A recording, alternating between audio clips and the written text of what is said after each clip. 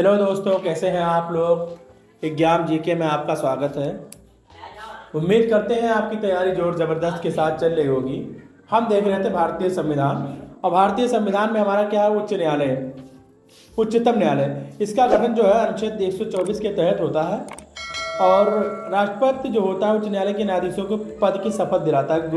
वेतन भत्ता की अगर बात किया जाए, जो सुप्रीम कोर्ट के न्यायाधीश होते हैं, उसमें जो मुख्य न्यायाधीश होते हैं उनका 2,80,000 रुपये के आसपास उनकी तनख्वाह होती है, यानी सैलरी होती, वेतन होता है।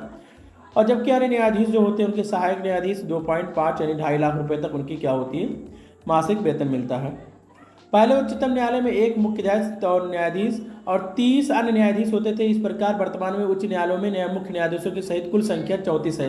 लेकिन पहले क्या होते थे, एक मुख्य न्यायाधीश होते थे और 30 क्या होते थे, अन्य न्यायाधीश होते थे। इस प्रकार 34 न्यायाधीश हो जाते थे, 31। और वर्तमान में एक के अलावा 33 अन्य है, तो 34 मुख्य न्यायाधीश जो है, ठीक है।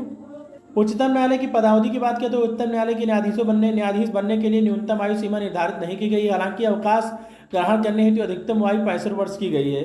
नियुक्ति के बारे में अगर बात किया जाए तो उच्चतम न्यायालय के मुख्य न्यायाधीशों की नियुक्ति राष्ट्रपति द्वारा की जाती है।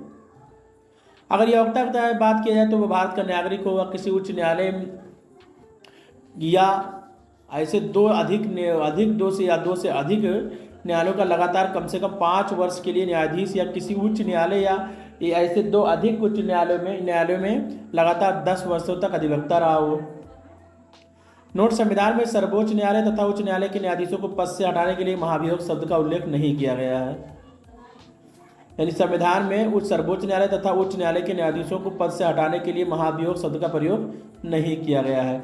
उच्चतम न्यायालय की शक्ति एवं आधिकारिकता, आरंभिक अधिकारिता निम्नलिखित मामलों में है। भारत सरकार तथा एक से अधिक राज्यों के मध्य उत्पन्न विवादों में उच्चतम न्यायालय की जो शक्तियां और अधिकारित है, भारत सरकार और कोई और एक राज्य या अनेक राज्य तथा एक से एक अधिक राज्य अन्य राज्यों के बीच विवाद जो हो, दो से अधिक राज्यों के बीच विवाद हो जहां वैधानिक अधिकारों को प्रश्न शामिल हो।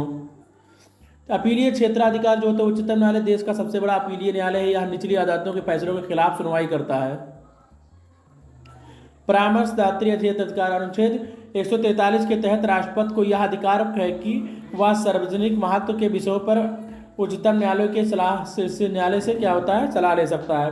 हालांकि यह सलाह राष्ट्रपति के लिए बाध्यकारी नहीं है। जहाँ संबंधित क्षेत्र का अनुच्छेद 137 के तहत उच्चतम न्यायालय के न्यायाधीशों को यह अधिकार प्राप्त है कि वह स्वयं को निर्णय पर पुनर्विचार कर सके। 37 के तहत पुनर्विचार का अधिकार प्राप्त है। और अनुच्छेद 129 के तहत राज्य में उच्च न्यायालयों को अभिलेख न्यायालय माना जाएगा। इनके फैसले सर्वकालिक अभिलेख या साक्ष्य के रूप में स्वीकार किए जाते हैं।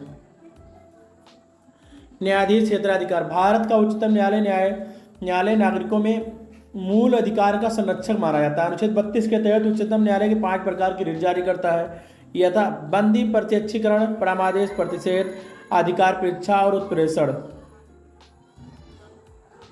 अगर आप लोग को वीडियो पसंद आया तो वीडियो को लाइक करें, चैनल को सब्सक्राइब करें, शेयर करना ना भूलें।